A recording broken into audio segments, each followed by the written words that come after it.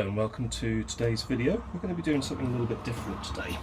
So I've got this little laptop which belongs to my youngest son. It's a GEO540 and it's quite a simple basic laptop. There's not much to it. So you can't access the battery. Well, you probably can if you remove all of these screws. Not sure what lies under this cover. Actually, let's have a look, because I've never actually looked under there. The main reason I've actually got it out is because I'm replacing the screen on it today. But I will have a little look under this cover. I'm actually wondering if it is the built-in SSD drive that this has.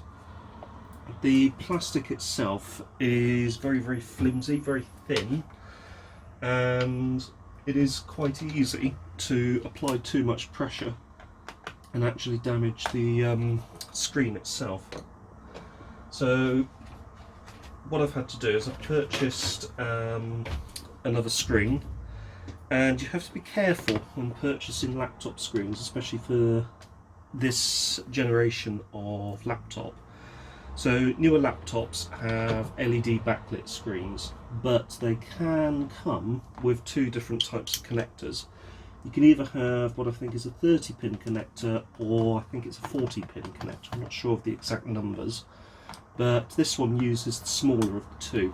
So when you are actually looking at screens, it's worth making sure that you get one with the correct connector. If possible, actually try to get one that is suitable for the model of laptop that you happen to be working on.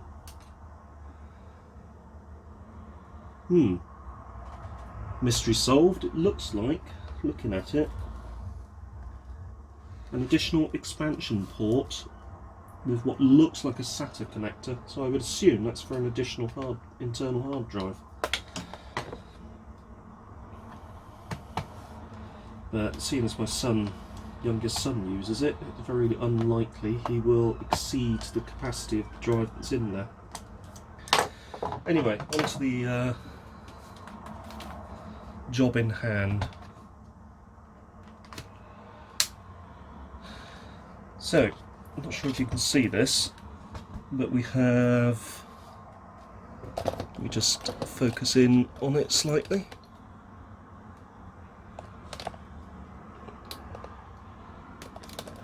Probably see it if I turn it on, actually. I wonder if there's enough power in it.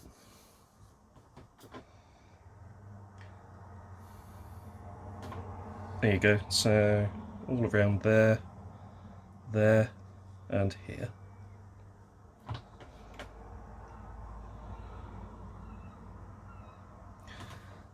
Unfortunately, it is literally just one of those things. So as you can see, the whole lid is very, very thin plastic, and if you put too much pressure onto the back here, you will actually destroy the panel that's in there. So you need to be really careful with this laptop. Keep it bagged and all of that sort of stuff, and when you're using it, don't really sort of put any pressure onto the lid if at all possible. So you'll notice what I'm doing at the moment is removing these four little pads. So they're just basically little rubber boots, and they hide 4 screws. So I just tend to stick them onto the laptop itself. So what I will do is actually power this off.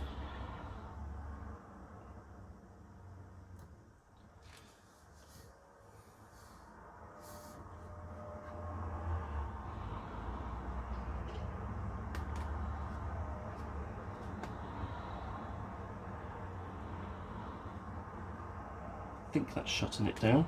It said slide to shut down the PC, so hopefully that's what it's doing.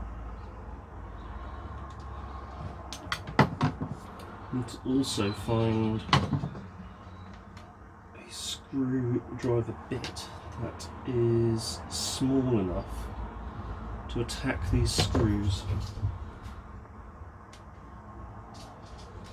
one's not small enough. Let's try this one. That's small enough. There we go. Doesn't seem to have shut down either. Let's try shutting it down. There we go. There we go. Once all the screws have been removed, what you can do is you can very gently start prising this off. Now, I've replaced this screen once already. This is why I was stressing earlier about the thinness of this plastic back panel and the absolute need to be very, very careful with it.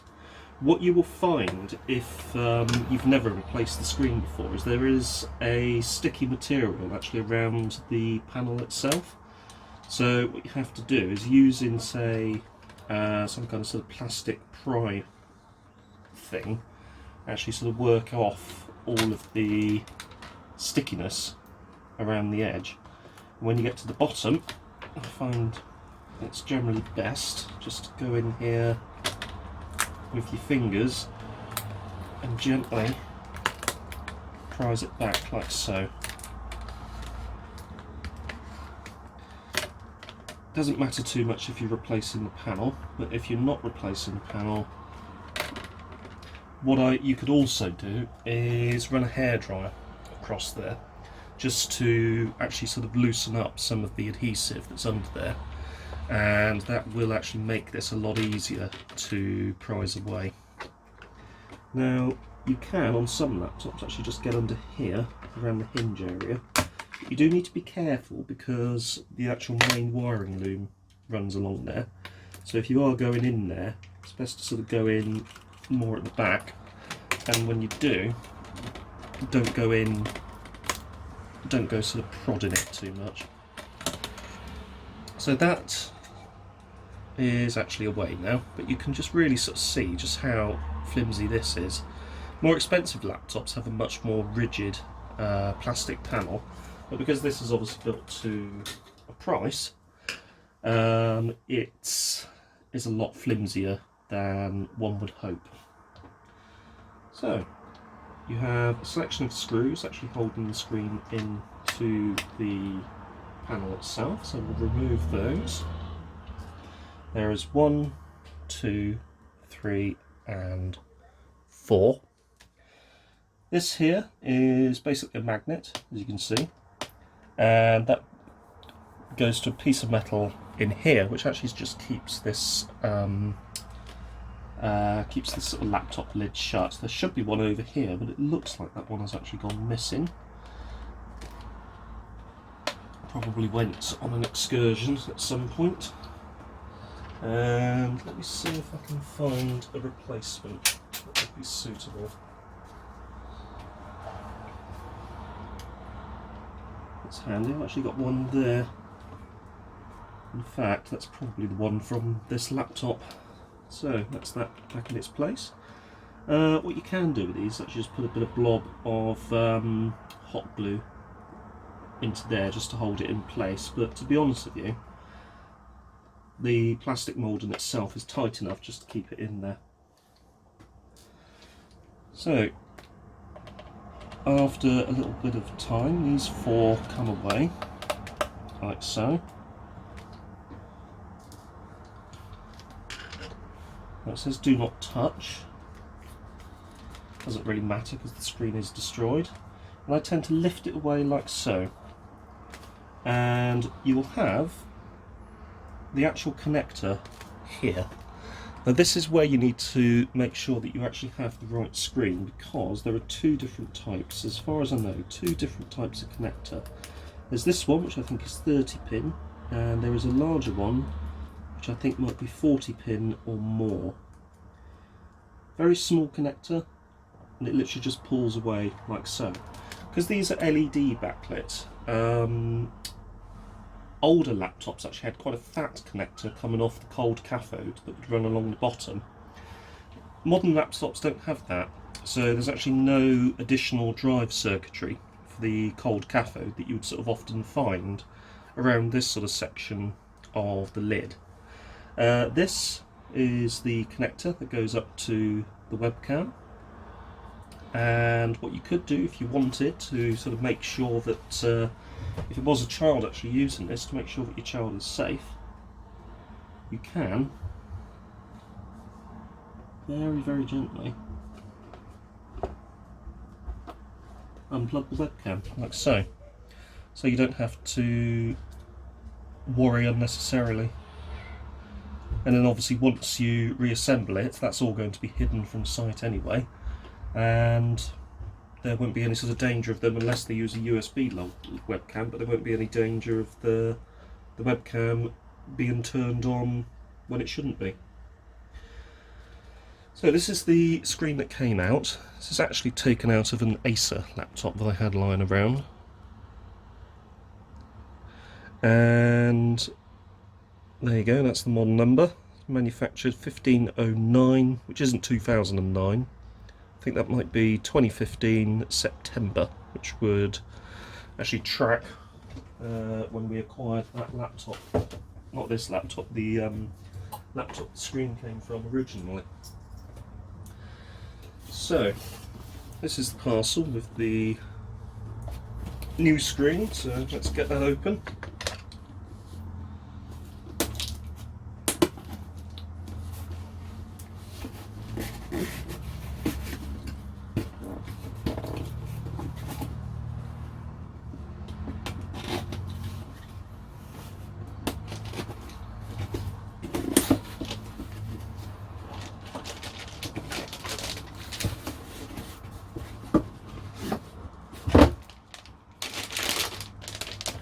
There we go.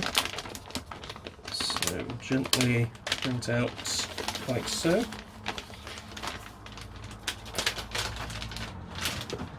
And if we very gently rotate it, there's our connector on the back.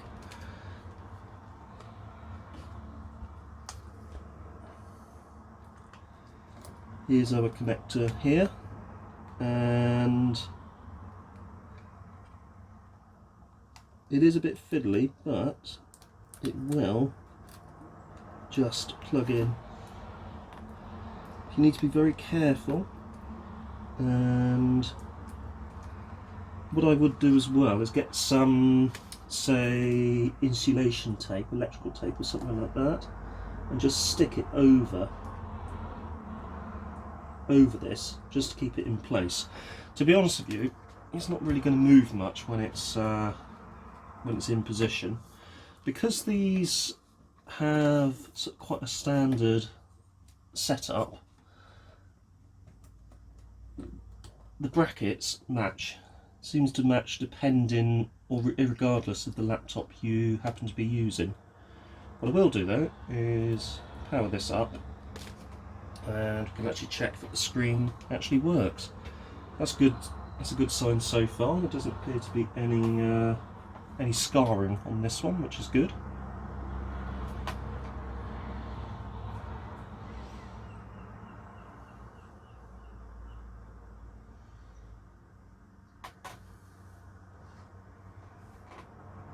And that does seem to be loading okay.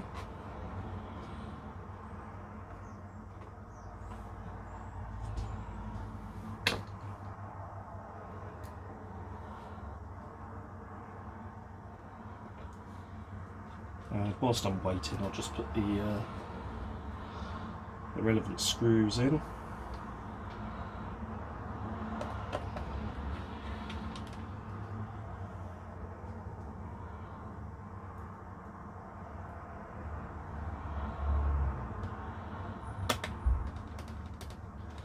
So obviously there are 4 screws which hold everything in place.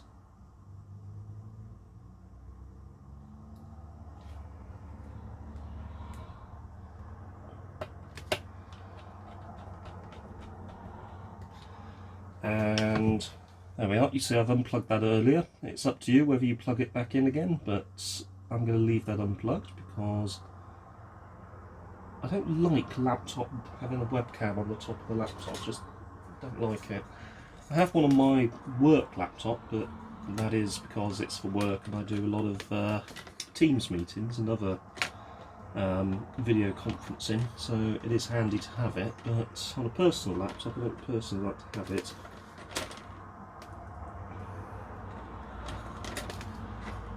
So for this, I tend to go in from the bottom, like so, and gently work it into place this way from the bottom.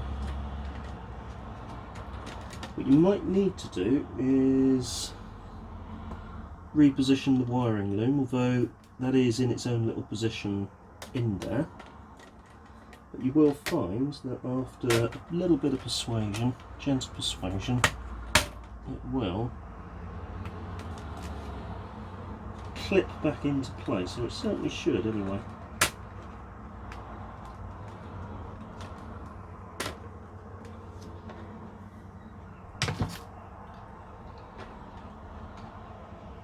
And you can, to help it, just move the little wiring loom up a little bit with a screwdriver, a certain suitably sized screwdriver, and then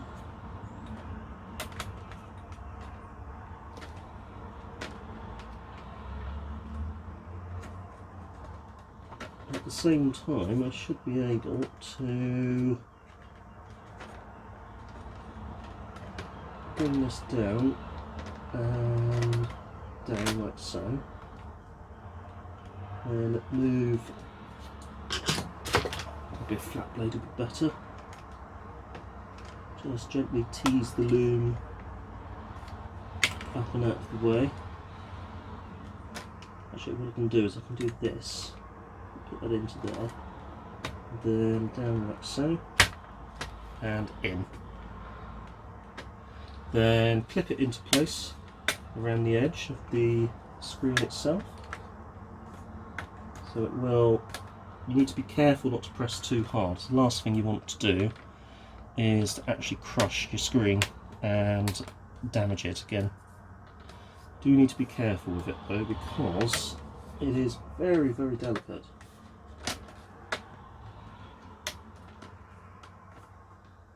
And you'll know when it goes in, as it will make a satisfying click like that.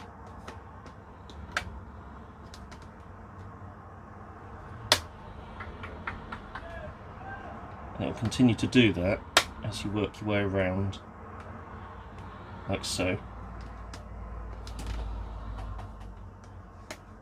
Even along the top.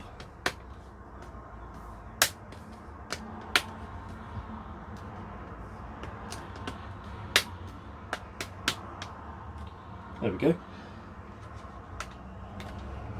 Then you've got your 4 screws to put back in.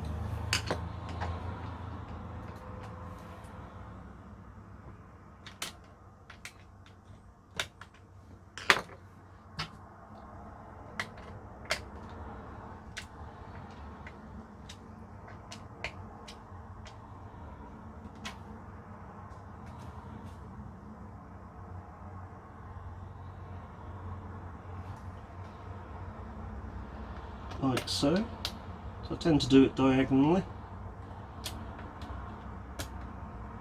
and you don't need to do them too tight, to be honest, just over hand tight, usually more than enough.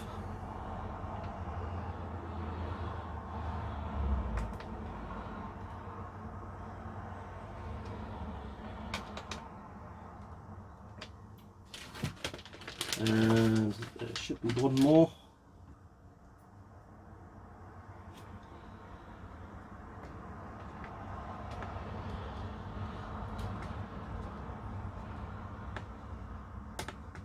Like so, and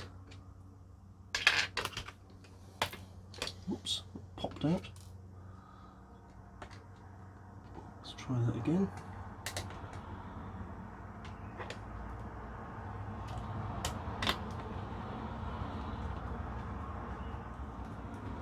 There we go. Oops, keep doing that.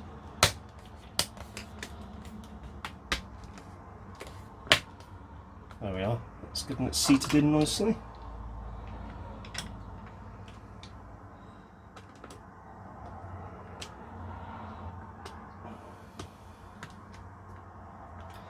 And there we go, and you've got your little pads to put back in. So these do seem to retain quite a bit of stickiness for some time, so you can probably just get away with putting them back in, but I think you can, if you need to, actually get new ones.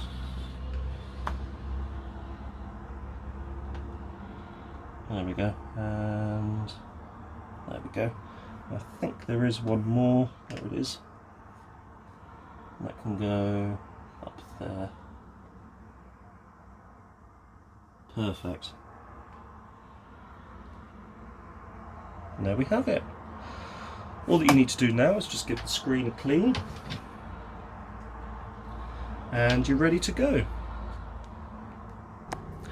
So for cleaning, I don't use any solvents or chemicals. I just use a flannel or cloth that I've lightly covered with water.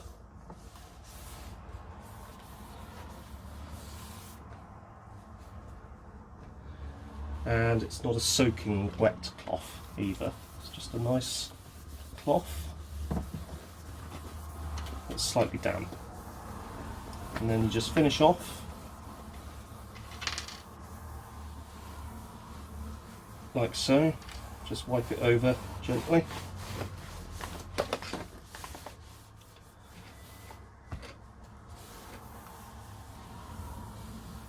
And just hit the power button.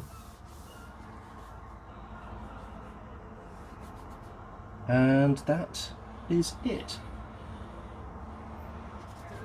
Yeah, pretty certain that was just the power button. Yeah, I think that is. And there we go. There we are, all done. Let's look at the lid clean as well. Again, not pressing too hard because it is really flimsy. Anyway, if you have found this video interesting, don't forget to hit the like button. Don't forget to subscribe, and I will see you next time. Thank you very much for watching, and take care.